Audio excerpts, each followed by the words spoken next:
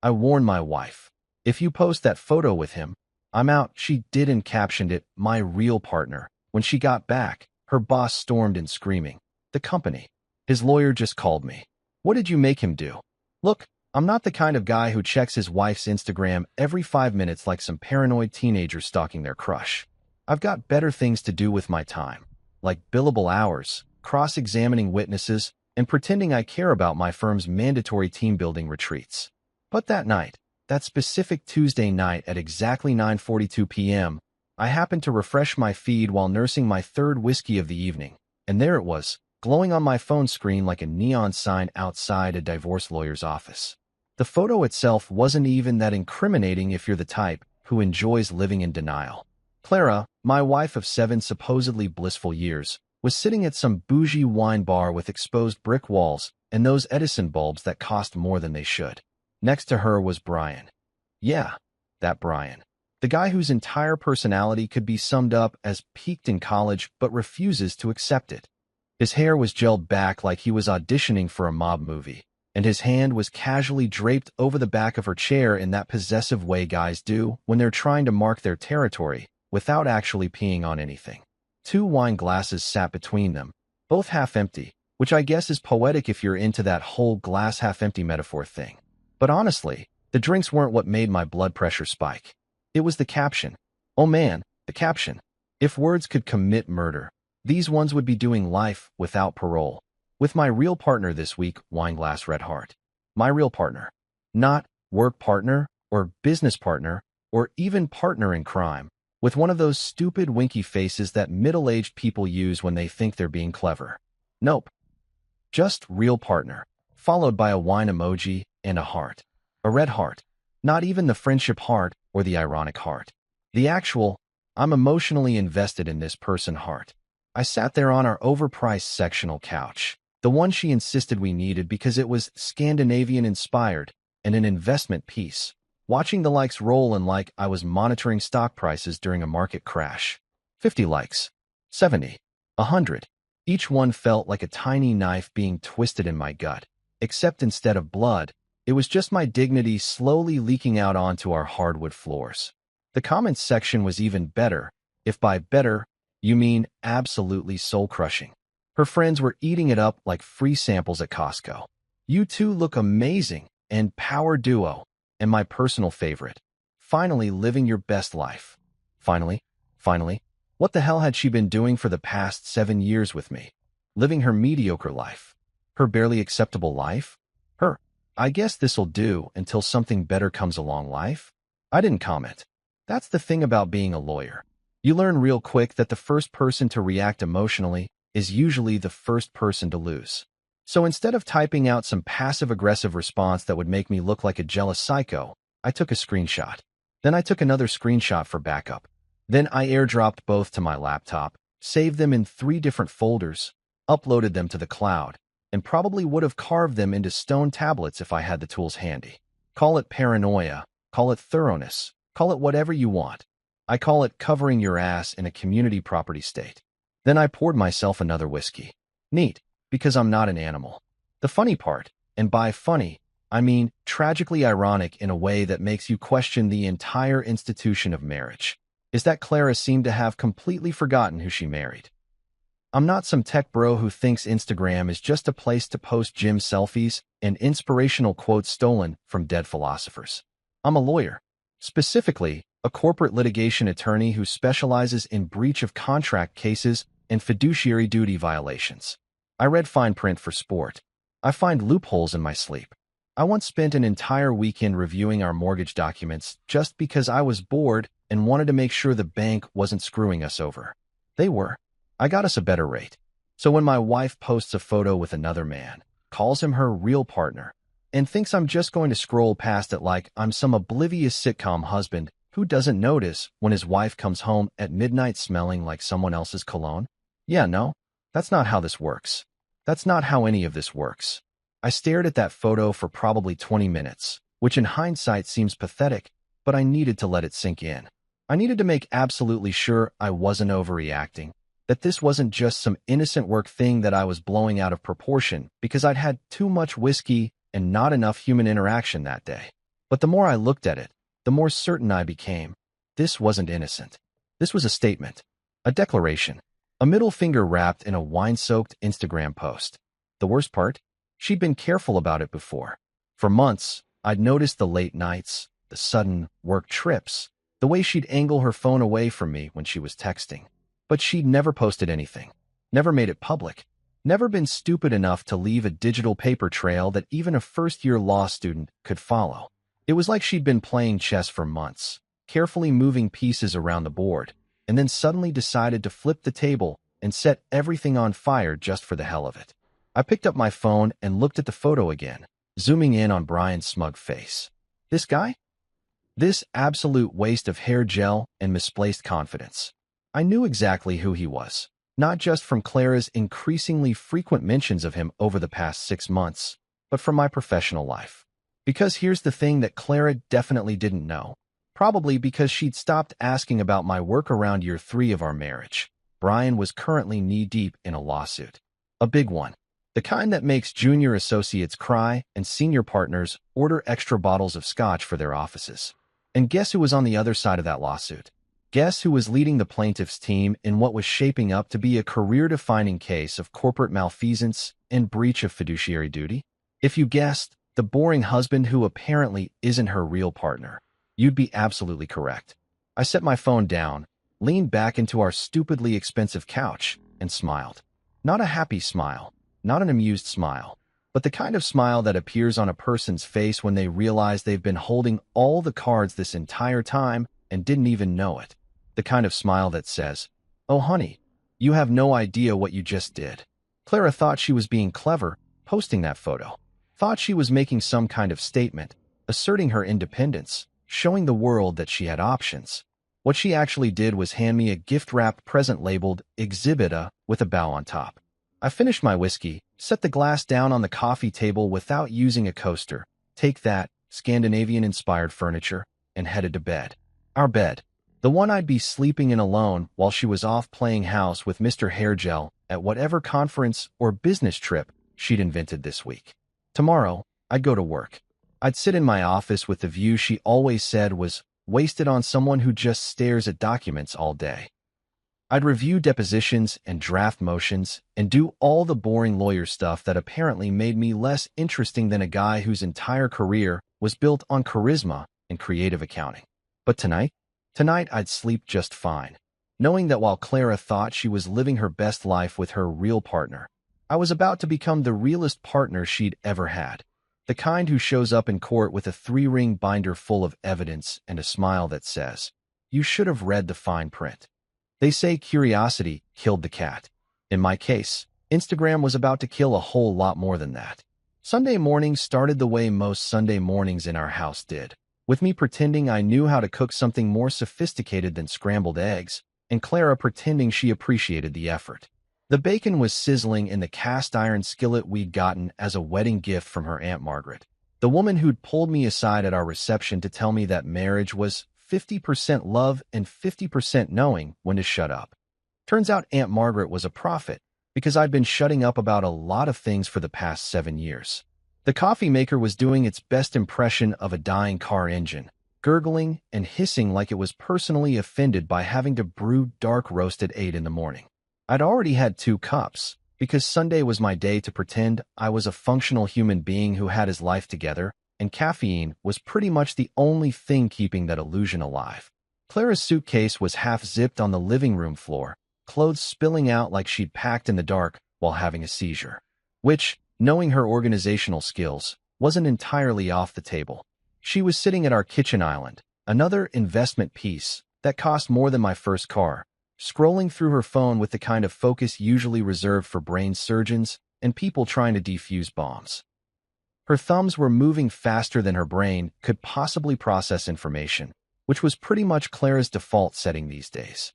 I could see the blue glow of Instagram reflected in her face, and I didn't need X-ray vision to know exactly what she was doing, curating her digital life to look nothing like her actual life. I flipped the bacon, watching the grease pop and sizzle, and decided to say something I'd been holding in for about 3 months. Now, I'm not a confrontational guy by nature. I save all my aggression for the courtroom where it's billable, but there's only so much a man can take before he has to draw a line in the sand. Or in this case, in the bacon grease. Clara, I said, keeping my voice calm and measured like I was explaining discovery procedures to a particularly slow paralegal. If you post another photo with him, I'm done. No drama, no debate, just done. The words hung in the air between us like smoke, and for a second I thought maybe, just maybe, she'd actually heard me. That she'd look up from her phone, put it down, and we'd have one of those serious conversations that married couples are supposed to have when they're teetering on the edge of complete relationship collapse. But no, Clara didn't even look up. Her eyes stayed glued to that screen like it was feeding her oxygen, and she said, with all the casual dismissiveness of someone swatting away a fly, "Relax, it's just Brian. Just Brian. Just Brian." Like those two words were supposed to magically make everything okay. Like I was being irrational for caring that my wife was spending more time with Mr. Hairgel and Hollow Brain than she was spending with the guy she'd promised to love and cherish until death or Instagram drama did us part. Her thumbs kept moving, typing something I couldn't see but could definitely imagine. Probably another comment on one of Brian's posts, something cute and flirty disguised as professional banter. Something that all their mutual friends would see and think, wow, they have such great chemistry, while completely ignoring the fact that she had a whole entire husband at home cooking her breakfast and trying not to have a mental breakdown. I turned off the burner and transferred the bacon to a paper towel, watching the grease seep through and create little transparent circles. The metaphor wasn't lost on me. Our marriage was basically that paper towel, slowly becoming saturated with all the things we weren't saying to each other until eventually it would just fall apart in our hands. "I'm serious," I said, plating the bacon next to some scrambled eggs that looked passable if you squinted. "This isn't a joke, Clara. I'm drawing a boundary here." She finally looked up, but only because I'd used her name twice in under a minute, which in marriage language means, I'm actually serious about this and not just making conversation. Her expression was somewhere between annoyed and amused, like I was a toddler throwing a tantrum over something ridiculous like bedtime or vegetables. "Oh my God," she said, rolling her eyes so hard I'm surprised they didn't get stuck facing her brain. If eye rolling burned calories, Clara would be an Olympic athlete with endorsement deals and a Wheaties box. "You're being paranoid. Brian is my colleague. We work together. We're going to the same conference. It would be weird if I didn't post photos with him." The conference. Right. The business trip that had materialized approximately 2 weeks ago when Brian mentioned he was attending some networking event in San Diego. Suddenly, Clara absolutely had to be there, even though she'd never expressed any interest in this particular conference before, and her company wasn't even officially sponsoring her attendance.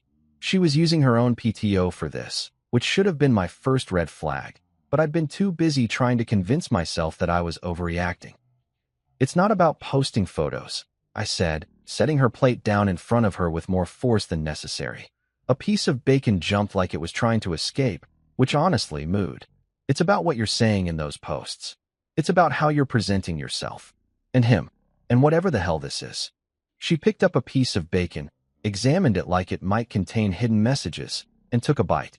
"You're reading too much into social media," she said through a mouthful of pork and judgment. "It's not that deep. Not that deep. This woman, my wife, the person who once spent 45 minutes analyzing the tone of a text message from her mother, was telling me that I was reading too much into things. The irony was so thick you could cut it with a knife I was currently gripping a little too tightly. "Okay," I said, because arguing with Clara when she'd already made up her mind was like trying to teach calculus to a golden retriever. Theoretically possible, but ultimately a waste of everyone's time. "I just want to be clear. I'm setting a boundary. If you post another photo with Brian, especially with some caption that implies he's more than a colleague, I'm out. I'll pack my stuff, call my lawyer friend Steve, and we'll start dividing assets like civilized adults who've realized they've made a terrible mistake." She laughed. Actually laughed, like I'd just told her the world's most hilarious joke instead of basically threatening divorce over breakfast. "You're so dramatic," she said, returning her attention to her phone. "Nothing's going to happen. You're worrying over nothing." I stood there watching her scroll, thumb moving in that rhythmic up-down motion that's become the universal sign of someone who's mentally checked out of their physical surroundings. The coffee maker beeped, announcing it had finished brewing, and I poured myself another cup even though I definitely didn't need the caffeine. What I needed was a time machine, so I could go back 7 years and tell my younger self to maybe reconsider proposing to someone whose idea of communication involved emojis and Instagram stories. Clara finished her breakfast without once putting down her phone, rinsed her plate in the sink, which, fine, at least she did that much, and disappeared into our bedroom to finish packing. I could hear her in there, zipping and unzipping her suitcase, muttering to herself about which shoes matched which outfit, completely unconcerned about the fact that her husband had just delivered what amounted to an ultimatum. An hour later, she rolled her suitcase to the front door, looking like she was heading off to some glamorous adventure instead of a corporate conference that would probably consist of boring keynote speeches and awkward networking mixers with cheap wine. She'd changed into travel clothes, yoga pants, and an oversized sweater that somehow cost $200 because it was from some brand I'd never heard of, but apparently everyone at her office wore. "I'll be back Thursday," she said, checking her phone for probably the 100th time that morning. An Uber was apparently 3 minutes away, because God forbid she let her husband drive her to the airport like we were some kind of functional couple. "Have fun at your conference," I said, loading the word conference with enough skepticism to sink a ship. She either didn't notice or didn't care. "Love you," she said, in that automatic way people say it when it's become more of a verbal tic than an actual expression of emotion. Then she was out the door, suitcase wheels clicking against our front steps, phone already pressed to her ear as she talked to someone who wasn't me. I stood in the doorway watching her climb into the Uber, watching the car pull away from our house, watching my marriage disappear down the street at approximately 35 miles per hour. The morning sun was bright and cheerful, completely inappropriate for the moment, and I realized that Clara hadn't actually said where she was staying or given me any real details about this trip beyond San Diego and conference. I closed the door, walked back to the kitchen, and poured the rest of the bacon grease down the drain, even though you're not supposed to do that. Somewhere between whatever and okay, now it's personal. I'd left my emotions in that kitchen, scattered among the dirty dishes and the coffee cups, and the warning that Clara had completely ignored. She'd made her choice. She'd chosen Brian, or at least chosen the possibility of Brian, over the very clear boundary I'd established. And now I had a choice to make too, whether I was the kind of guy who made empty threats or the kind who followed through. Spoiler alert, I'm a lawyer. Following through is literally what I do for a living. Here's something Clara never bothered to learn about her husband during our 7 years of matrimonial bliss. I'm really, really good at my job. Like, unhealthily good. The kind of good that makes opposing counsel break out in stress hives when they see my name on a filing. But to Clara, I was just the boring guy who works too much and talks about contracts at dinner parties. Which, fair enough, I absolutely do both those things. What she failed to grasp was that being boring and being dangerous aren't mutually exclusive. In fact, they're often the same thing wrapped in a Brooks Brothers suit. Brian Matthews. Let me paint you a picture of this absolute masterpiece of mediocrity. Mid-30s, went to a state school he never shuts up about, drives a leased BMW he definitely can't afford, and has the kind of confidence that only comes from never being properly challenged in your entire life. You know the type. Guys who peaked during their fraternity days and have been coasting on charisma and strategic incompetence ever since, letting more qualified people do the actual work while they take credit during PowerPoint presentations. But here's where it gets interesting, and by interesting, I mean absolutely delicious in a way that made me question whether I believe in divine intervention. Brian wasn't just some random office bro that Clara had developed an inappropriate attachment to. No. Brian was currently starring in his own legal drama, and not the fun kind with attractive lawyers having improbable sex in supply closets. This was the career-ending corporate malfeasance kind of drama, the kind that makes junior associates update their resumes and senior partners start practicing their "I'm shocked and disappointed" faces for the press conference. The case was Feldman Industries versus Matthews and Associates, and it was exactly the kind of mess that makes litigation attorneys either run screaming or rub their hands together like cartoon villains plotting world domination. Breach of fiduciary duty, misappropriation of client funds, fraudulent misrepresentation, basically the greatest hits album of corporate fuck-ups. Brian's firm had been managing a portfolio worth somewhere in the neighborhood of $40 million, and apparently they decided to treat it like their personal piggy bank, making investments that benefited them way more than their clients, and generally behaving like the rules were more like friendly suggestions. And guess who was lead counsel for Feldman Industries? Guess who'd been spending the last 8 months building an airtight case that would make Brian and his partners regret every decision they'd made since deciding to go into business together? If you guessed, the husband who apparently isn't interesting enough to compete with Hair Gel Brian, you'd be absolutely correct. The irony was so perfect it almost hurt. While Clara was off giggling over wine with her real partner, I was literally in the process of dismantling his entire professional existence, one deposition at a time. I had emails, bank records, internal memos that showed exactly how dirty their hands were. I had a forensic accountant who'd found discrepancies that would make the IRS weep with joy. I had witnesses who were ready to testify that Brian specifically had directed some of the most egregious violations, including a particularly stupid move where he'd invested client money in his buddy's tech startup without disclosure or authorization. The best part? I'd kept my mouth shut about all of it at home. Not because I was trying to maintain client confidentiality, although that too, but because Clara had stopped asking about my work approximately 3 years into our marriage. She decided it was too boring and too complicated and would literally change the subject whenever I tried to discuss a case. So I'd stopped trying, and she'd stopped caring, and now here we were. Her falling for a guy whose professional life I was systematically destroying, completely oblivious to the fact that her boring husband held all the cards. I kept a file on Brian at my office, one of those accordion folders that's so stuffed with evidence it barely closes. Every time I added something new, another incriminating email, another suspicious transaction, another witness statement that made Brian look more guilty than a kid with chocolate all over his face denying he ate the cookies. I'd think about Clara and wonder how she'd managed to pick literally the worst possible person to have an emotional affair with. The preliminary hearings had already gone our way. The judge, a no-nonsense woman in her 60s who'd seen every trick in the book and invented a few of her own, had looked at our initial filings and basically told the defense they were screwed unless they had some miracle evidence they'd been hiding. They didn't. They had Brian, whose deposition had gone about as well as the Hindenburg's maiden voyage, and a bunch of other partners who suddenly couldn't remember anything specific about who'd made which decisions.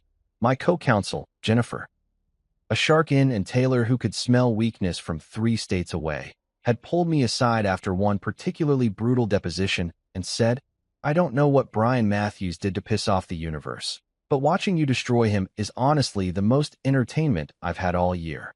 She didn't know the half of it. She didn't know that the guy we were crushing in court was the same guy currently helping my wife pack for business trips and posing for Instagram photos with captions that made my blood pressure spike.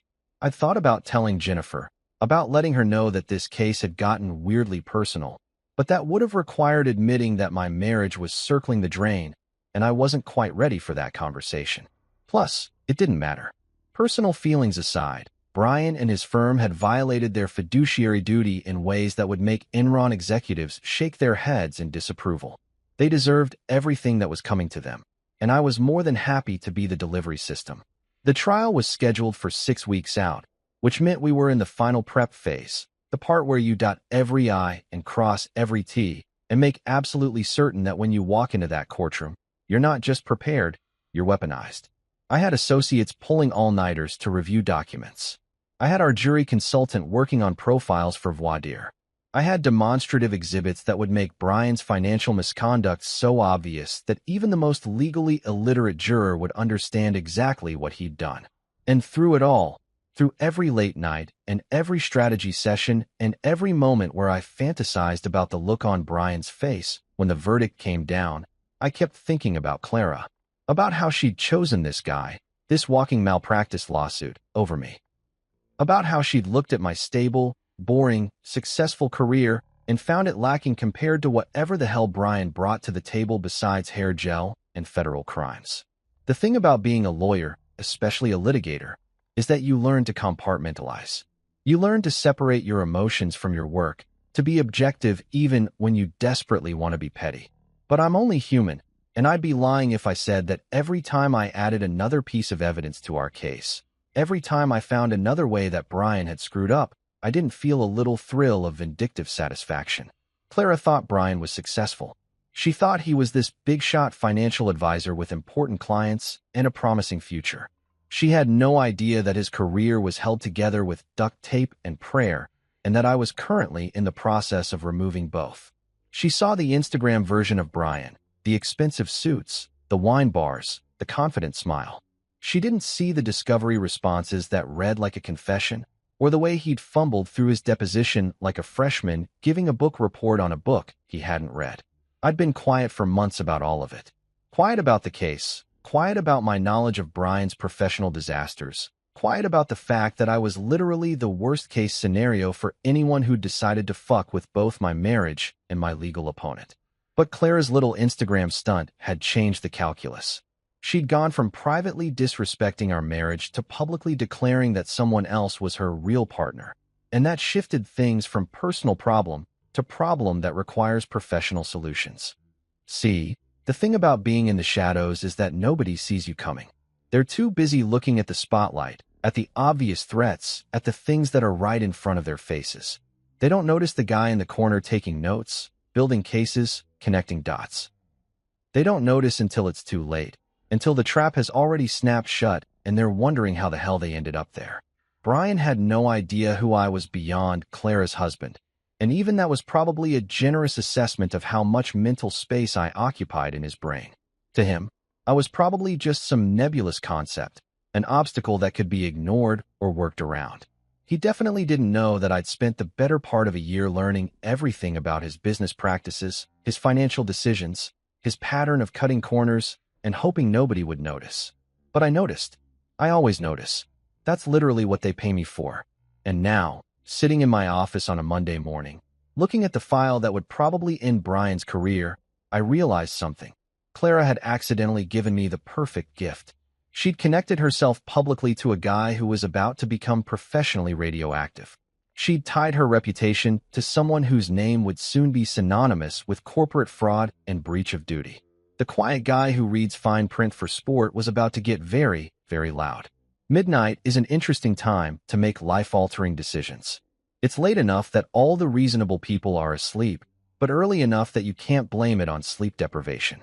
It's that sweet spot where your inhibitions are low but your cognitive function is still mostly operational, which is either the best or worst time to do something you can't take back, depending on how you look at it. I was sitting at my home office desk, the one Clara always complained about because apparently it didn't match the aesthetic of our living room.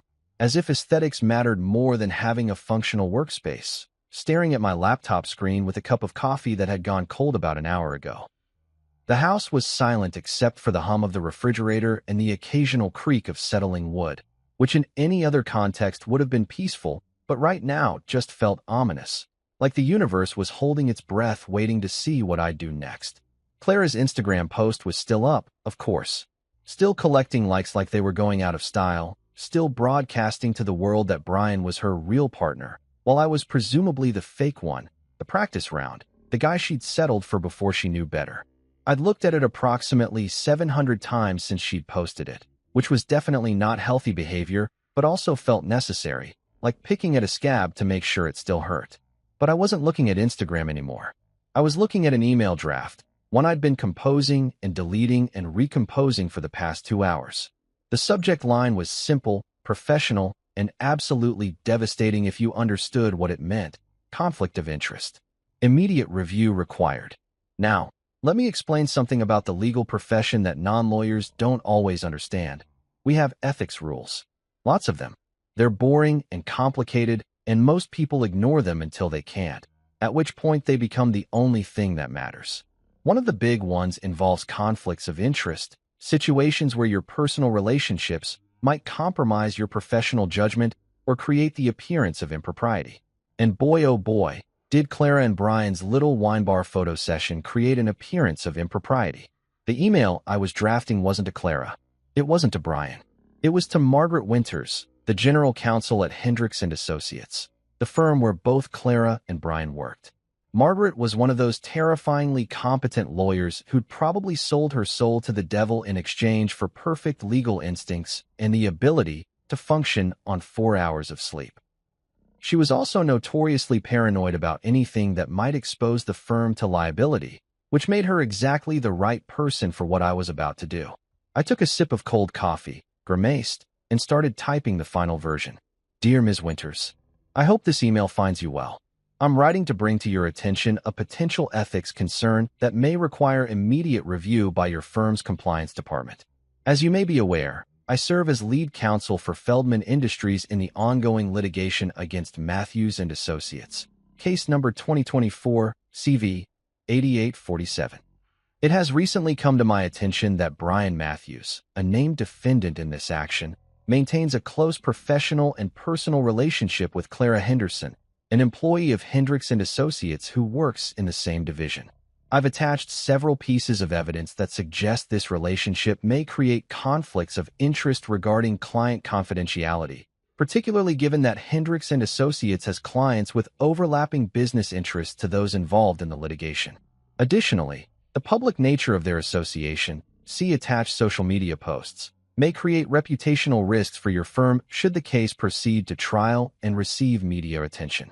I want to be clear that I'm not making any accusations of wrongdoing. However, in the interest of maintaining the integrity of ongoing legal proceedings and out of respect for your firm's reputation, I felt it necessary to flag this situation for your review. Please let me know if you require any additional information or documentation. Best regards. My name, Senior Partner, Morrison & Blackwell, LLP. I read it 3 times, checking for typos and making sure the tone was exactly right. Concerned but not accusatory, professional but not cold, helpful but definitely not actually helpful.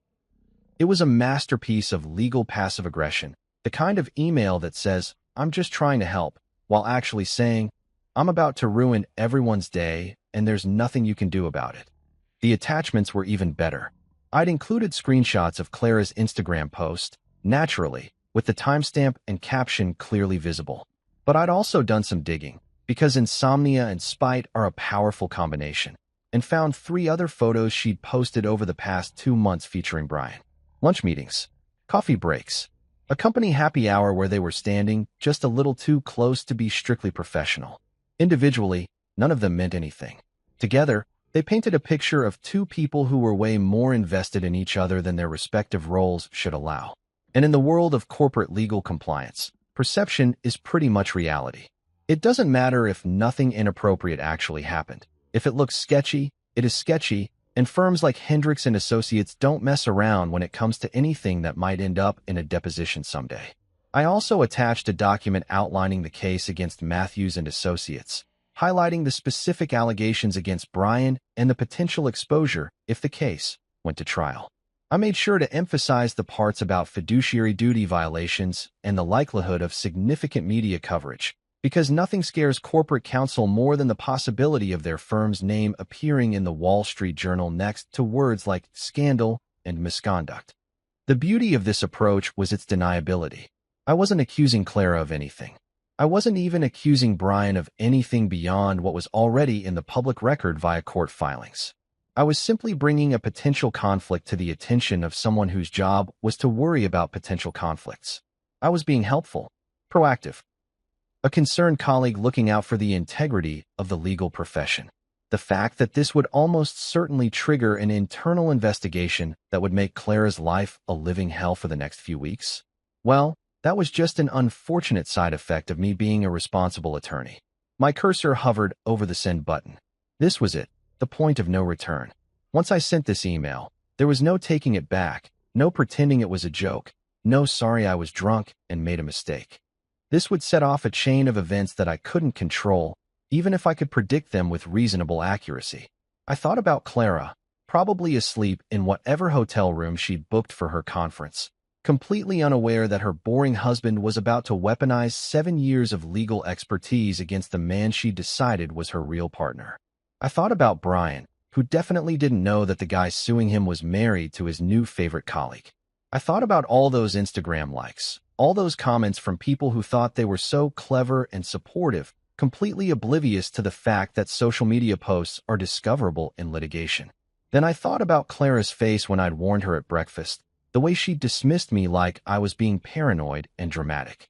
The way she'd laughed at my boundary, like the idea of me actually following through on anything was so absurd it didn't deserve serious consideration.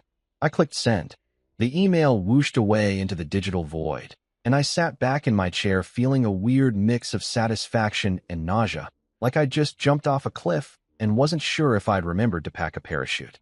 The timestamp on the sent email read 12:47 a.m., which felt appropriate somehow. Early enough to be premeditated, late enough to have plausible deniability about my mental state. I closed my laptop and just sat there for a minute, listening to the silence of our house, wondering what tomorrow would bring. Margaret Winters was notorious for checking her email at ungodly hours, one of those people who wore sleep deprivation as a badge of honor. So there was a decent chance she'd see this before sunrise, which meant that by the time Clara woke up in San Diego, completely oblivious and probably planning to post more photos with Brian, the wheels would already be in motion. In legal dramas, this is the part where someone would pour themselves a whiskey and stare meaningfully out a window while contemplating the gravity of what they'd just done. But this wasn't a legal drama. This was just Tuesday night turning into Wednesday morning, and I was just a guy who'd gotten really tired of being treated like he didn't matter. I didn't pour a whiskey. I made a fresh cup of coffee because I had work in the morning and spite doesn't pay the bills. But as I stood in the kitchen waiting for the coffee maker to do its thing, I couldn't help but smile. Not a big smile, not a villain's grin, just a small satisfied smirk at the thought of what was about to happen. See, in law, you don't yell fire and cause panic. That's crude, obvious, likely to backfire. Instead, you light a small candle, place it in exactly the right spot, and then wait patiently for the sprinklers to lose their minds. You don't attack directly. You create conditions where the system attacks itself, where policies and procedures and paranoid general counsels do all the heavy lifting for you. I just lit the candle. Now all I had to do was wait for the sprinklers to kick in and watch everything burn. If there's one thing I've learned from 15 years of practicing law, it's that corporate lawyers move at exactly two speeds: glacially slow when you need something done, and apocalyptically fast when they smell potential liability. Margaret Winters, as it turned out, was firmly in the latter category when my email hit her inbox at approximately 3:47 a.m., which I know because she responded at 4:12 a.m. with a message that simply read, "Received. Taking immediate action. We'll follow up shortly." 25 minutes to read my email, verify the attachments, probably consult whatever crisis management protocol Hendricks and Associates kept in a binder labeled, "Oh shit scenarios," and craft a response. That's efficiency born from pure terror, and I respected it even as I enjoyed it immensely. By 9 in the morning, Brian's inbox was apparently lighting up like a Christmas tree in July. I know this because Jennifer, my co-counsel who has sources everywhere like some kind of legal intelligence operative, texted me during my morning coffee with a screenshot she'd gotten from someone who knew someone in Brian's office. The subject lines were incredible: urgent, disclosure request, immediate response required, ethics inquiry, confidential, internal audit notification, and my personal favorite, schedule emergency meeting potential breach. Brian, according to Jennifer's source, had walked into his office that morning expecting a normal Wednesday, probably planning to send Clara some flirty text about their upcoming evening plans or whatever, and instead got hit with what amounted to a corporate audit Zamboni. Every email was marked high priority. Every sender was someone whose title included words like compliance, or risk management, or internal affairs. The kind of people you never want to hear from unless they're telling you that everything's fine and you can go back to ignoring them. "This is beautiful," Jennifer had texted. "What did you do?" "Who says I did anything?" I'd responded, because plausible deniability is important even in casual text conversations. "You did something. This has your fingerprints all over it. Very professional, very subtle, absolutely devastating. I'm taking notes." I didn't confirm or deny anything, just sent back a shrugging emoji and went back to reviewing depositions. But internally, I was doing a victory lap. Not because I enjoyed Brian's suffering. Okay, fine, I enjoyed it a little, but because the system was working exactly as designed. I hadn't broken any rules. I hadn't made false accusations. I'd simply informed the appropriate parties of a potential conflict of interest, and they'd responded with the kind of thorough investigation that makes everyone involved wish they'd made better life choices. Meanwhile, Clara was somewhere in San Diego living her best life, completely oblivious to the fact that her professional world was currently imploding back home. According to her Instagram stories, yes, I was still checking them like a masochist with a smartphone. She was at some conference keynote about disrupting traditional client relationships or some other buzzword-heavy nonsense. She'd posted a photo of her coffee cup next to her conference badge with a caption about learning and growing, which would have been inspirational if I didn't know that in about 6 hours, she was going to get a phone call that would make her wish she'd stayed home and learned to take her husband seriously instead. The real beauty of what I'd set in motion was that it didn't require my continued involvement. Corporate compliance departments are like sharks. Once they smell blood in the water, they don't stop circling until they've investigated every possible angle. Margaret Winters and her team would be pulling email records, reviewing Clara and Brian's calendar appointments, checking expense reports to see if they'd ever been to the same client meetings or charged meals to the same accounts. They'd be looking for any possible overlap that could be construed as a conflict of interest or, even worse, a breach of client confidentiality. And here's the thing, they'd probably find stuff. Not because Clara or Brian had necessarily done anything intentionally wrong, but because when you work closely with someone and start developing inappropriate feelings for them, you make small compromises. You share information you shouldn't. You attend meetings together that one of you should sit out. You let personal feelings influence professional judgment in ways that seem harmless until someone with a legal degree and a mandate to protect the firm starts asking uncomfortable questions.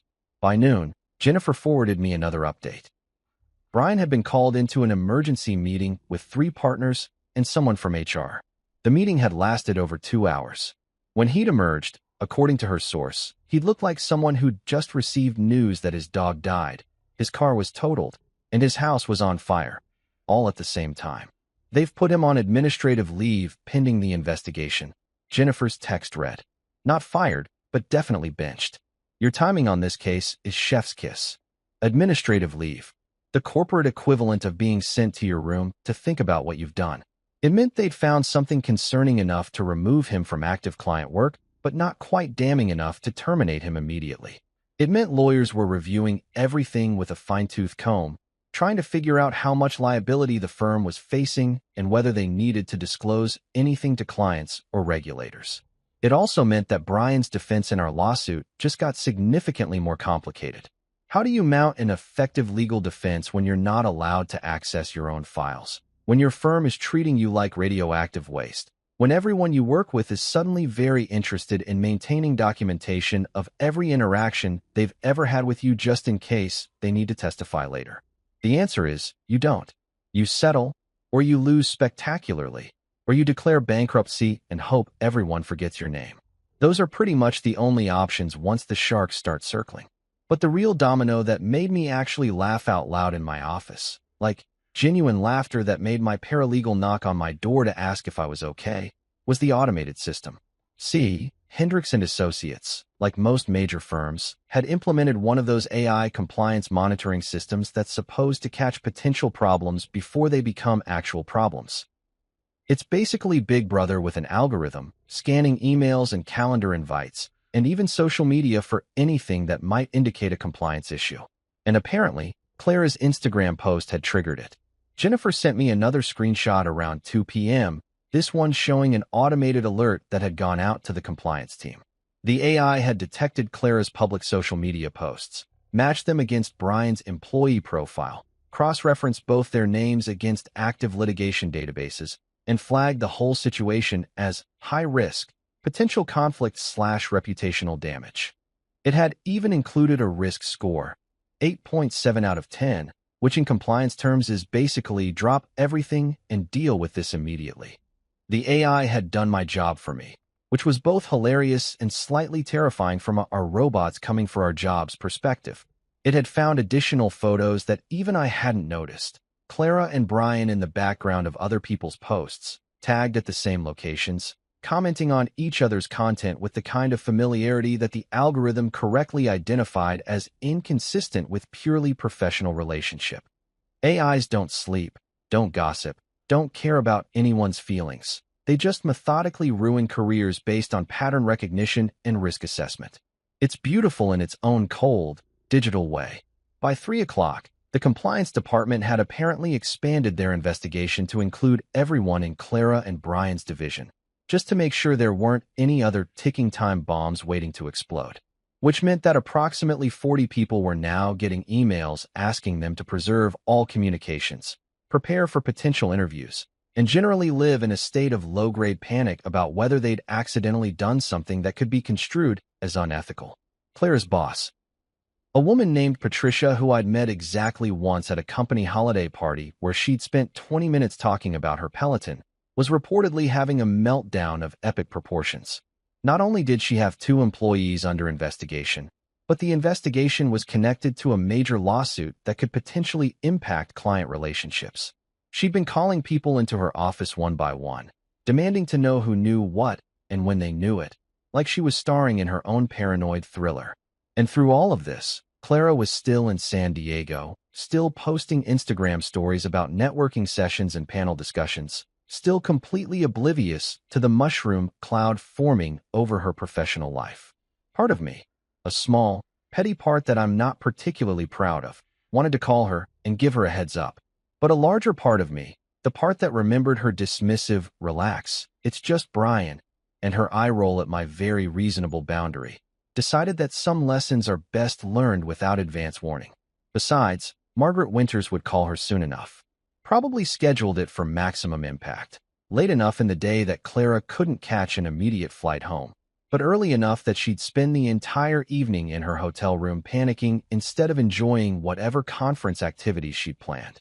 I imagined her phone ringing, seeing Hendricks and Associates, General Counsel, on the caller ID, and feeling that initial spike of confusion followed by slowly dawning horror as Margaret explained the situation in her crisp, no-nonsense voice.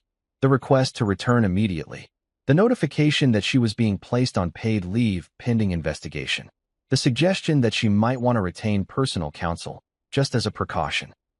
If irony had a face, it would be sitting in a hotel bar in San Diego right now, sipping an overpriced latte with almond milk, about to receive the phone call that would make every previous bad day look like a minor inconvenience. I closed my laptop, leaned back in my chair, and allowed myself a moment of pure, uncomplicated satisfaction. I hadn't yelled, hadn't made threats, hadn't done anything except follow proper professional protocols and let the system do what it was designed to do. Sometimes revenge isn't about dramatic confrontations or elaborate schemes. Sometimes it's just about knowing exactly which domino to push and then getting out of the way while physics does the rest. For days, that's how long it took for Clara to come crawling back from her amazing conference that had turned into a professional dumpster fire. 4 days of increasingly panicked phone calls with HR. For days of her blowing up my phone with messages I mostly ignored. For days of me going about my business like nothing was happening while her entire world crumbled like a sandcastle at high tide. I'd used those 4 days productively. Changed the locks. All of them. Front door, back door, even the side entrance she never used but insisted we needed because what if we want to add a patio someday? Called a locksmith named Tony who showed up in a van covered in key-shaped decals and didn't ask a single question when I told him my wife and I were going through some things. God bless Tony and his professional discretion. I also spent those 4 days preparing what I can only describe as the world's most passive-aggressive welcome home gift. Not flowers, not wine, not a "we need to talk" note scrawled on notebook paper like some amateur. No, I prepared documentation. Evidence. A carefully curated collection of consequences packaged in a manila envelope that I placed on the guest room bed like a hotel mint, except instead of chocolate, it was filled with the bitter taste of reality. When Clara's Uber pulled into our driveway Thursday afternoon, I was sitting in the living room with a glass of water, not whiskey, because I wanted to be completely sober for this, watching through the window like I was observing some nature documentary. And here we see the unfaithful spouse returning to her natural habitat, completely unaware that the ecosystem has fundamentally changed in her absence. She looked tired. Good. Her rolling suitcase sounded like thunder against our front walkway, and I could hear her fumbling with her keys before she even reached the door. The confusion started immediately when her key wouldn't turn. She tried it again. Then again, harder, like maybe the lock was just being stubborn and needed some aggressive persuasion. What the hell? I heard her mutter through the door. I took a slow sip of water, counted to 5, then walked over and opened the door casually, glass still in hand, wearing the most neutral expression I could manage. "Hey," I said, like we were neighbors who'd just happened to run into each other at the mailbox. She blinked at me, her key still extended like she was trying to unlock an invisible door. "My key doesn't work." "Yeah, I changed the locks." I said it the same way you'd mentioned that you'd changed the oil in the car or bought a new brand of coffee. Just a basic household update. Nothing emotional, nothing dramatic. "You what?" Her face was doing this incredible journey through about 6 different emotions at once. Confusion, anger, disbelief, and something that might have been fear if she was capable of self-awareness. "Change the locks. You know, the metal cylinder things that keep doors secure? I had them replaced." I stepped aside to let her in, because I'm not a monster, just a man with boundaries and a newly developed sense of pettiness. She rolled her suitcase inside, and I noticed her hands were shaking slightly. Could have been from exhaustion, could have been from the 3 phone calls she'd had with Margaret Winters, could have been from the slowly dawning realization that her life had gone from Instagram perfect to legally complicated in less than a week. "This is insane," she said, dropping her bag in the entryway and turning to face me. "We need to talk about what's happening. Do you have any idea what they're doing to me at work?" "No idea," I lied smoothly. "What are they doing to you at work?" She launched into this whole explanation that I'd already heard from Jennifer but pretended was news to me. The investigation, the administrative leave, the questions about her relationship with Brian, the implication that she might have violated client confidentiality or ethics policies. She talked fast, words tumbling over each other like she was trying to get them all out before I could interrupt, before I could confirm what she probably already suspected deep down, that this was somehow my fault. I let her finish, nodded sympathetically in all the right places. "Made appropriate, that sounds stressful," noises while internally composing my Oscar acceptance speech for best performance by a husband who absolutely knew this was coming. "And the worst part," she continued, tears starting to form because apparently we were doing the crying thing now, "is that they're treating me like I did something wrong. Like I committed some crime by being friends with a colleague." "Friends?" I repeated, tasting the word like it was wine I was about to spit out. "Is that what we're calling it? What's that supposed to mean?" "It means," I said, setting my water glass down on the coffee table without using a coaster because screw it, we were past worrying about water rings, "that you posted a photo calling him your real partner while you were married to your actual partner. It means you ignored a very clear boundary I set. It means you made your personal life public in a way that created professional consequences, and now you're surprised that actions have consequences." She wiped her eyes, smearing her mascara in a way that would have made her horrified if she could see herself. "You don't understand. Brian and I were just—" "I don't care," I interrupted, which felt incredibly satisfying. "I really, genuinely don't care what you and Brian were just doing. What I care about is that you disrespected our marriage publicly, ignored my warning, and now you're facing the consequences of your choices." "My choices?" Her voice went up about 3 octaves. "You think I chose this? You think I wanted my career to implode? I think you chose to post that photo. I think you chose to go on that trip despite me explicitly asking you not to. I think you chose Brian over me, and now you're upset that choosing has consequences." She stared at me like I'd grown a second head. "Where is this coming from? You've never been like this. You're always so calm, so understanding." "Yeah, well, maybe I got tired of being understanding." I gestured toward the hallway. "You'll be staying in the guest room, by the way. I already moved some of your stuff in there." "The guest room? Are you serious right now?" "Dead serious. This is called a boundary, Clara. You should get familiar with the concept." She looked like she wanted to argue, but something in my expression must have told her that this wasn't a negotiation. She grabbed her suitcase with more force than necessary and stalked down the hallway toward the guest room, her heels clicking against the hardwood floor like little angry exclamation points.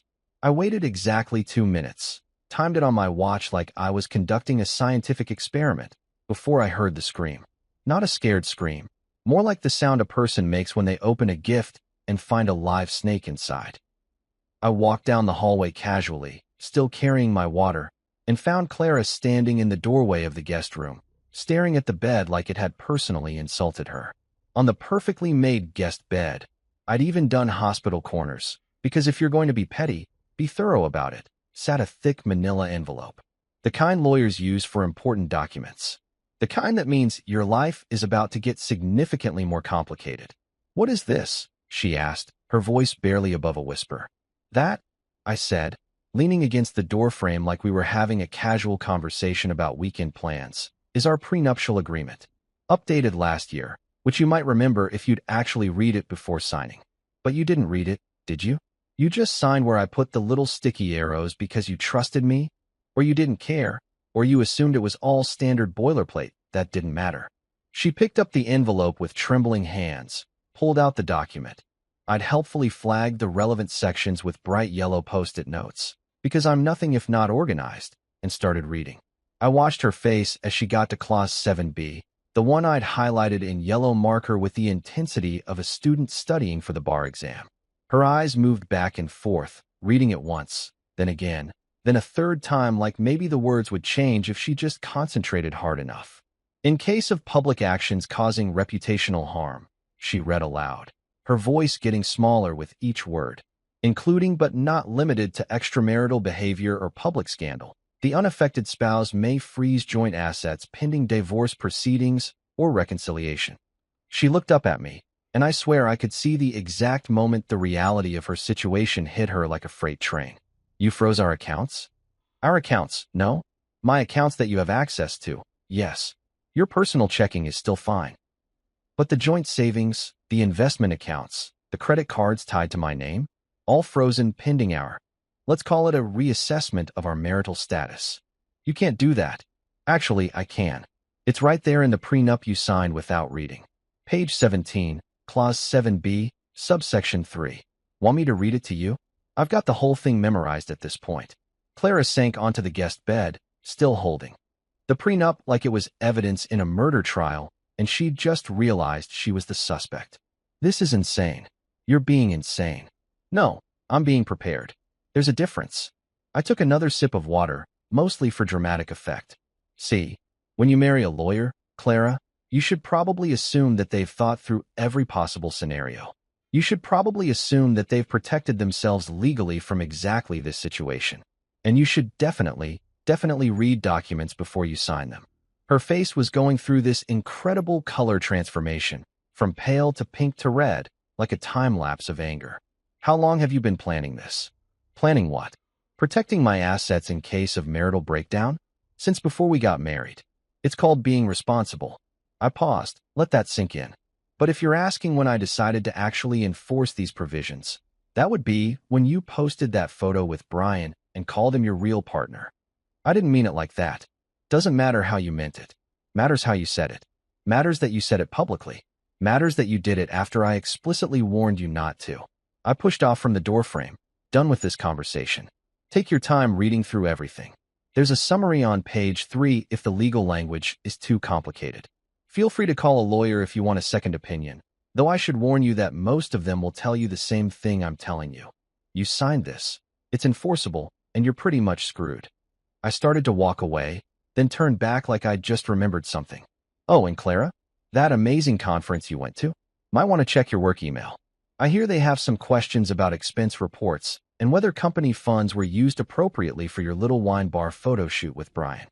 Her face went from red to white so fast I briefly worried she might pass out. "How do you know about?" "I'm a lawyer, sweetheart. Knowing things is literally what I do." I gave her a smile that was about as warm as a January morning. "Welcome home." Then I walked back to the living room, sat down on our Scandinavian-inspired couch, and finished my water while listening to Clara sob in the guest room. Some people might call this cruel. I call it consequences served with a side of legally binding documentation. Friday morning arrived with the kind of aggressive cheerfulness that makes you want to personally fight the sun. Birds chirping, lights streaming through the windows, the neighbor's dog barking at absolutely nothing. It was one of those mornings that felt designed to mock anyone having a bad week. And Clara was definitely having a bad week. I was in the kitchen making breakfast. Actual breakfast, not the sad protein bar and coffee combo I usually settled for, when I heard her bedroom door open. Guest bedroom door, I should say, because apparently that clarification mattered now. She emerged looking like she'd either not slept at all or had been crying so hard that sleep was just a distant memory, like a vacation she took once in college. Her hair was doing this thing where it looked both flat and frizzy at the same time, which I didn't know was possible, but Clara was apparently pioneering new frontiers in stress-induced bad hair days. She was wearing an old college sweatshirt and pajama pants, the kind of outfit that screams, "I've given up on everything, including basic grooming standards." "Morning," I said cheerfully, flipping a pancake with the kind of casual domesticity that probably seemed psychotic given our current situation. "Want some breakfast?" She stared at me like I'd offered her a live grenade. "How are you so calm right now?" "Practice," I said, sliding the pancake onto a plate. "Also therapy, and a general philosophy that freaking out doesn't actually solve problems. It just makes you tired and dehydrated." She opened her mouth to respond, probably with something cutting and emotional, but her phone rang. Not the normal ringtone either, the loud, aggressive one she'd set for work calls so she wouldn't miss them. The ringtone that meant someone important is calling and you better answer or face consequences. Clara looked at her phone screen, and I watched her face do that thing where all the blood drains out and you briefly wonder if someone needs medical attention. "It's Patricia," she whispered, like saying it quietly would somehow make it less real. Patricia, her boss, the Peloton enthusiast who was currently dealing with the fallout of having 2 employees under investigation and probably hadn't slept properly in a week either. This was going to be good. "You should probably answer that," I said helpfully, pouring maple syrup on my pancakes in a spiral pattern because if you're going to watch your wife's life implode, you might as well have a nice breakfast while doing it. Clara hit the answer button and immediately put it on speaker, probably because her hands were shaking too much to hold the phone properly. "Hello." What came through that speaker wasn't a voice so much as a sonic weapon. Patricia was screaming, not yelling, not speaking loudly, but full-on screaming like she'd just discovered her house was on fire and all the exits were blocked. "Clara, what the hell did you do? The company is losing its mind. His lawyer just called me. What did you make him do?" I nearly choked on my pancake. Not because of the content, I'd expected this call eventually, but because of the sheer volume and rage. Patricia sounded like she was having a full meltdown in real time, like someone had taken all her carefully managed corporate composure and set it on fire while dancing around it chanting, "Everything is terrible." Clara's face had gone from pale to green, like she was about to either throw up or pass out, possibly both. "Wait, what? What lawyer?" "The plaintiff's counsel. The guy suing Brian. He called the general counsel. He sent emails. He provided evidence. Your Instagram post complicates the entire case." I took another bite of pancake, chewing slowly, watching Clara's brain try to process what was happening. It was like watching someone try to solve a Rubik's Cube while wearing oven mitts. Technically possible, but mostly just painful to observe. I didn't say anything." Clara stammered, her voice going up in pitch like a balloon deflating. "I just posted a photo. That's not illegal. You didn't have to say anything."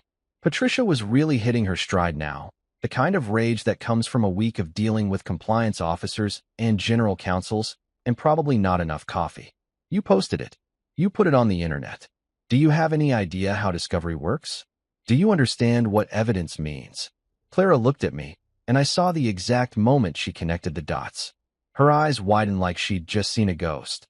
Except the ghost was me, and I was sitting at our kitchen island eating pancakes with the satisfied expression of someone who'd just won a very long game of chess. "You," she whispered, the phone call still raging in the background. "You did this." I shrugged, cut another piece of pancake. I informed the appropriate parties of a potential conflict of interest. That's called being a responsible member of the legal community. "Also, your boss is still talking." She jerked her attention back to the phone, where Patricia had transitioned from screaming to what I can only describe as aggressive panic. "And the board wants answers. They want to know how this happened. They want to know why nobody caught this sooner. They want to know if we need to notify clients. Do you understand what you've done?" "Patricia, please." "I can explain," Clara started, but she might as well have been trying to reason with a hurricane. "Explain?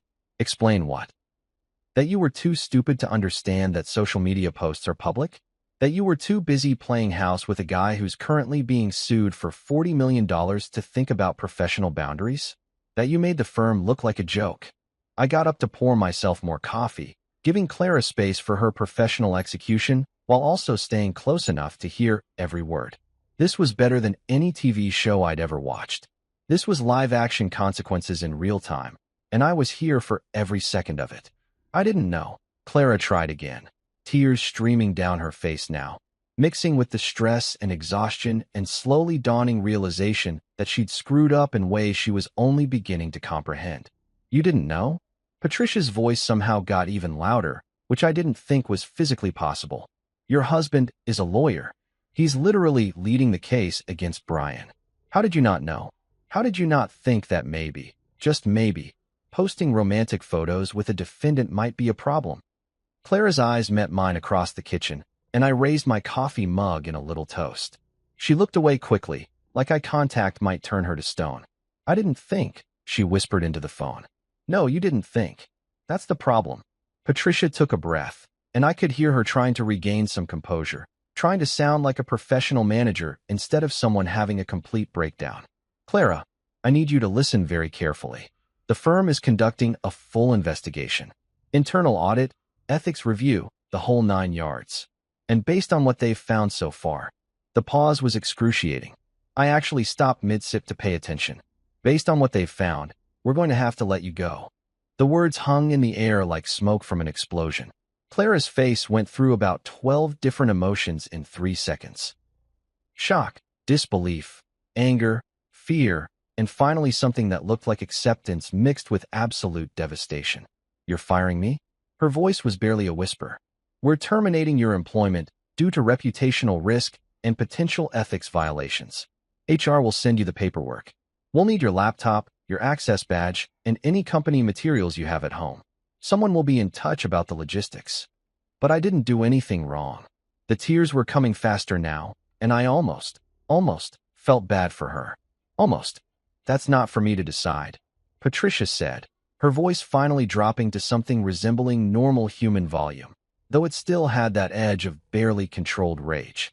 That's what the lawyers are determining. But regardless of whether you technically violated policy, you created a situation that exposed the firm to liability. And we can't have that. There was a pause, and I could hear Patricia typing in the background, probably already drafting emails to HR and legal and whoever else needed to be notified that they were about to have one fewer problem to worry about. For what it's worth, Patricia added, and she actually sounded almost human for a second, you were good at your job, but you made a really stupid choice.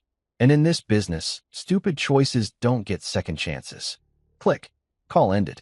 Clara stood there holding her phone like it was a bomb that had already exploded, staring at the screen as if she could somehow rewind the conversation and make it go differently.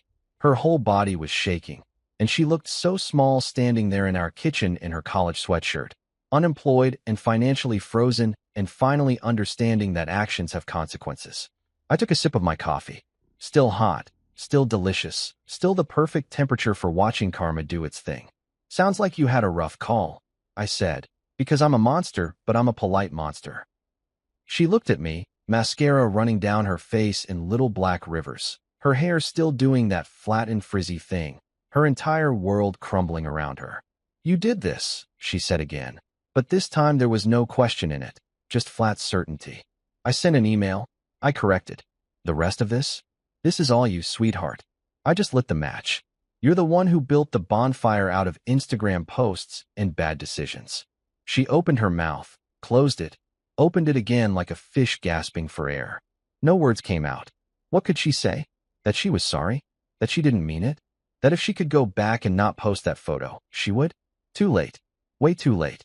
The train had left the station, crashed through several barriers, and was currently on fire while everyone stood around asking how this could have possibly happened. I finished my pancakes, rinsed my plate, and loaded it into the dishwasher. Because I'm not an animal, I still clean up after myself even during a marital crisis. Clara was still standing in the same spot, phone dangling from her hand, looking like someone had just explained to her that gravity was real and she'd been falling this whole time without realizing it. I'm going to the office, I announced, grabbing my briefcase from its spot by the door. Feel free to use the house phone if you need to call anyone. Your cell is probably about to blow up with texts from co-workers asking what happened, and you might want to manage that situation before it gets worse. Worse? She repeated, like the concept of things getting worse was somehow still surprising. How could this possibly get worse? I paused at the door, briefcase in hand, and smiled. Not a mean smile, not a cruel smile, just the smile of someone who knows exactly how much worse things can get because he's planned for every contingency. "Oh, Clara," I said softly. "We're just getting started." Then I walked out, closing the door behind me with a gentle click, leaving her standing in our kitchen with her dead career and her frozen accounts and the slowly dawning realization that she'd chosen the wrong partner. The thing about the internet is that it never forgets, never sleeps, and absolutely loves a good scandal. By Friday evening, Clara's Instagram post had gone from mildly inappropriate workplace photo to Exhibit A in a cautionary tale about social media stupidity. I was sitting in my office reviewing depositions when Jennifer texted me a link with 3 skull emojis and the message, "Your wife is famous." The link led to Legal Ethics Today, a blog run by law professors who apparently had nothing better to do than dissect other people's professional disasters. The headline made me actually laugh out loud. "When Intimacy Meets Litigation, a case study in the ethics of oversharing." And there it was, Clara's photo with Brian, blown up to full resolution, complete with that damning caption, "With my real partner this week, Wineglass Red Heart." Below it, a thorough breakdown of how this single post had created conflicts of interest, potential discovery issues, and what the author called a masterclass in career self-destruction. The comments section was absolutely brutal. Someone had already nicknamed her Subpoena Queen, which honestly was pretty clever. Another commenter had created a whole thread about what not to do if you're having an affair with someone involved in litigation. People were screenshot-ing it, sharing it, turning it into memes faster than Clara could possibly delete or damage control. She tried, of course. By the time I checked her Instagram that evening, the original post was gone, deleted in what I imagined was a panic-fueled frenzy of button mashing. But the internet doesn't work like that. Screenshots are forever. The Legal Ethics Today article had preserved it in amber, and now it was bouncing around Twitter, LinkedIn, and probably every group chat in every law firm across the country. My phone buzzed. A text from Brian. His number must have been in Clara's phone and somehow gotten synced to our shared contacts before I'd frozen everything. The message was pure desperation. "They froze my account." "What did you tell them?" I didn't respond. What was I supposed to say? "Hey man, your girlfriend's husband is the lawyer destroying your life. And also she was never actually going to leave me for you. She just liked the attention." Clara had spent the entire day in the guest room, probably doom-scrolling through every mention of her name, watching her professional reputation get cremated in real time. I could hear her crying through the walls, which would have been more effective if I hadn't warned her exactly this would happen. By Saturday morning, the story had evolved. Someone had connected the dots between Clara, Brian, and the Feldman Industries lawsuit. Legal Twitter was having a field day analyzing the ethics implications. A podcast called Lawyers Behaving Badly had apparently dedicated an entire emergency episode to it. The best part? Every article, every post, every comment carefully avoided using Clara's full name, just calling her a professional at the firm or an associate connected to the defendant.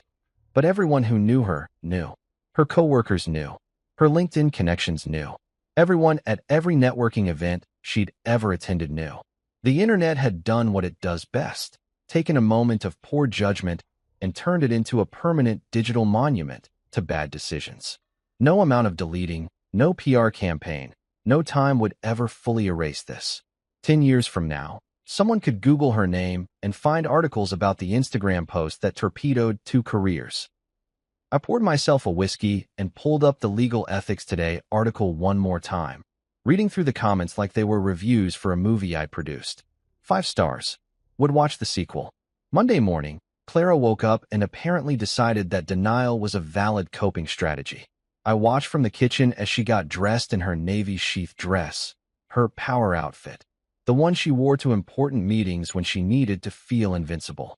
She did her makeup with the kind of precision usually reserved for neurosurgery, covering the dark circles and stress lines like war paint.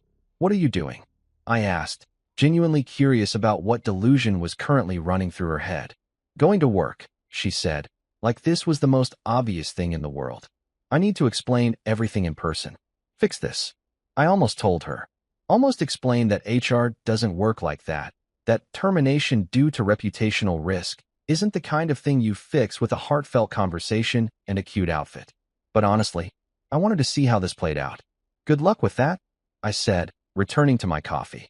She left 20 minutes later, heels clicking with false confidence, probably rehearsing her speech in the Uber about how this was all a misunderstanding and she was a valuable employee who deserved a second chance. The text from Jennifer came exactly 47 minutes later. "Your wife just got escorted out of the building by security. It was spectacular." Apparently, Clara had made it as far as the front entrance before her security badge flashed red at the gate. "Declined. Access revoked." The corporate equivalent of "you can't sit with us." Security had been waiting. Two guys in uniforms who looked like they'd rather be literally anywhere else, holding an envelope marked with the kind of official stamps that mean your life is about to get legally complicated. Jennifer's source said Clara had stood there, in her power outfit, trying to explain that there must be some mistake, that she was supposed to meet with HR to discuss the situation, that she had rights and procedures, and this couldn't be happening. The security guard, a guy named Marcus who apparently had the patience of a saint, had very politely explained that her employment had been terminated effective immediately, that the envelope contained all relevant documentation, and that she needed to return any company property she had at home within 24 hours. "But I need to talk to Patricia," Clara had insisted, her voice getting higher and more desperate. "Ms. Rodriguez is unavailable," Marcus had said, which was corporate speak for "your former boss is avoiding you like the plague because this situation is legally toxic." HR had sent someone down, a woman in her 50s who looked like she'd overseen approximately 10,000 terminations and had zero emotional investment in number 10,001. She'd handed Clara a box, an actual cardboard box, like something from a movie about corporate downsizing. Inside was the contents of her desk, a coffee mug with some inspirational quote, a few framed photos, a plant that was already half dead because Clara had terrible follow-through with living things. Clara had read the termination letter right there in the lobby, her hands shaking so badly the paper rattled. The best part, according to Jennifer's source, was the final paragraph, a demand for return of signing bonuses totaling $148,000, payable within 30 days, as stipulated in her employment contract under the termination for cause clause. She'd left carrying that box like it weighed 1,000 pounds, still wearing her power outfit that had turned out to have exactly zero power, walking past coworkers who suddenly found the floor very interesting. When she got home 2 hours later, I was still in the kitchen. She set the box down on the counter without saying a word, pulled out a sticky note that had been attached to the termination letter, and stared at it. I'd recognize my handwriting anywhere. The note said, "You chose your real partner. I chose peace." She looked at me, mascara starting to run again, that power outfit suddenly looking like a costume from a play that had closed after opening night. "You win," she whispered. I shook my head. "This isn't about winning, Clara. This is about consequences." That evening, I was in our bedroom, my bedroom now, really, zipping up my suitcase when I heard her footsteps in the hallway.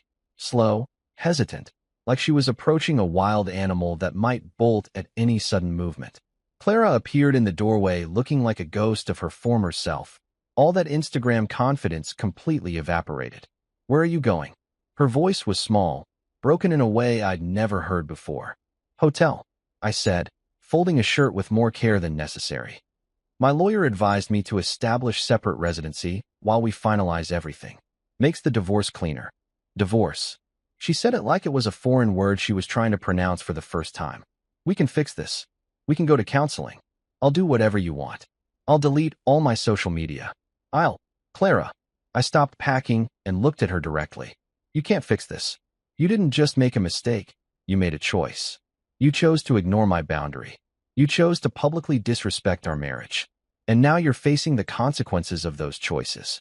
Tears were streaming down her face now, and part of me, a very small, very distant part, felt something that might have been sympathy if it wasn't buried under 7 years of being taken for granted. I didn't mean for any of this to happen. It was just a photo. Just Instagram. It's never just anything with you, I said, returning to my packing.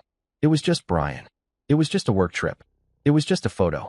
But it all added up to you choosing someone else over your husband and thinking there wouldn't be consequences because I was too boring, too understanding, too safe to actually do anything about it.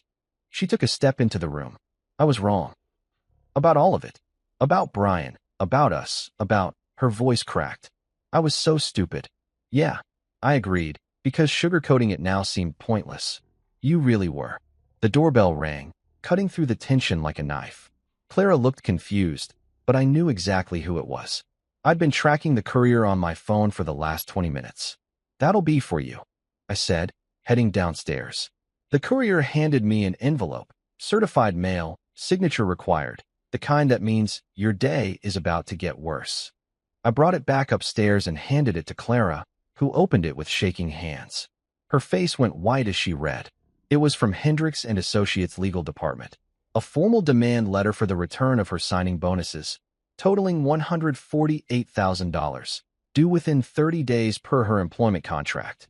There were also several other financial penalties I'd noticed buried in her contract when I'd reviewed it last year: prorated vacation time, and used stock options, even the cost of her company laptop that she'd somehow managed to drop and crack last spring. I don't have this kind of money, she whispered, staring at the numbers like they might change if she looked hard enough. I know, I said simply. Your accounts are frozen, remember? And our joint accounts won't be accessible to you until the divorce is finalized, at which point you'll get whatever the prenup stipulates, which, spoiler alert, isn't much given the circumstances.